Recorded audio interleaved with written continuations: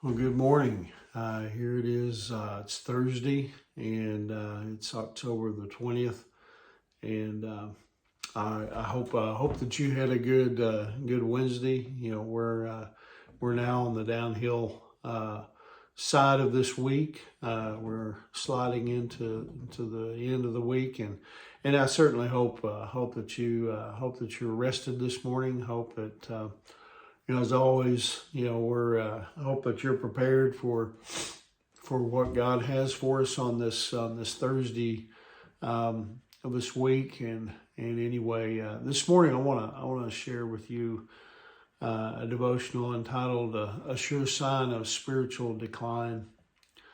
We've been talking about Abraham and Lot from the book of Genesis, at least once or twice this week, and once again, I want to touch on it. When Lot separated himself, from Abraham, it was a good thing for Abraham, but it was a bad thing for Lot. A sure sign of spiritual decline is when we find ourselves, wanting to get away from godly people. I mean, if you are really walking with the Lord, you will want to be around, godly people. And if you don't want to be around godly people, then, it indicates that something is wrong in your life. Genesis chapter 13, in verse 12, it says, "So Abram settled in the land of Canaan, and Lot moved his tents to a place near Sodom and settled among the cities of the plain." Now, let's just say that we stopped Lot at the time, and we said, or we asked, "What are you doing? Why are you getting closer to Sodom?" He might have answered maybe something like, "First, let me say that I'm a believer in God.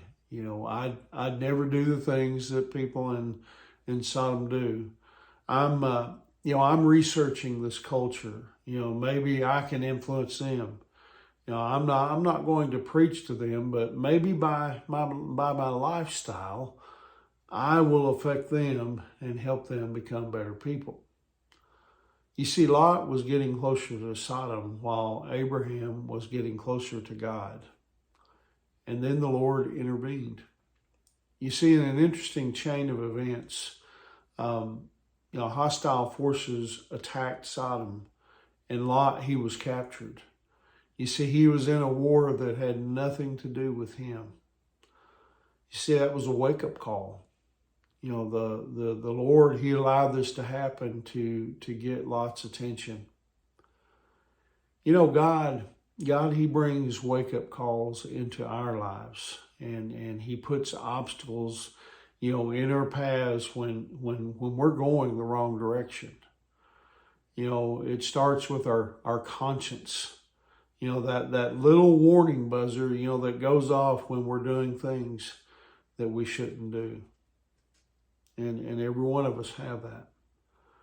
If we're persistent, our free will ultimately will prevail.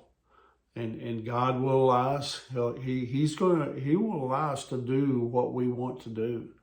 I mean, He will not force His will in our lives, but He will remind us of what His will is.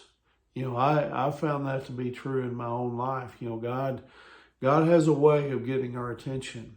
God did that in my life, several years, 20 years ago. I wasn't walking, in the direction that I needed to be walking, and God, it's always interesting how God will do it. Sometimes He'll do it subtly. Sometimes He'll do it, where you go, "Wow, I get it. I need to change. I need to do things differently."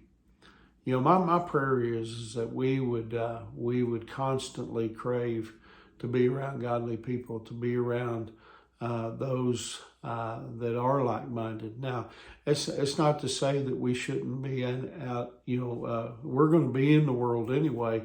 That's not to say that we shouldn't be trying to affect those that don't walk with God, because God wants us to go to the people and to tell, the gospel to them. But we need to crave every day to be around godly people so that we can be the people that God wants us to be. But anyway, hope that encourages you this morning. I hope that you have a wonderful Thursday. Remember, Angie and I, we love you guys, and we're praying for you. And Lord willing, I'll see you tomorrow morning. God bless you.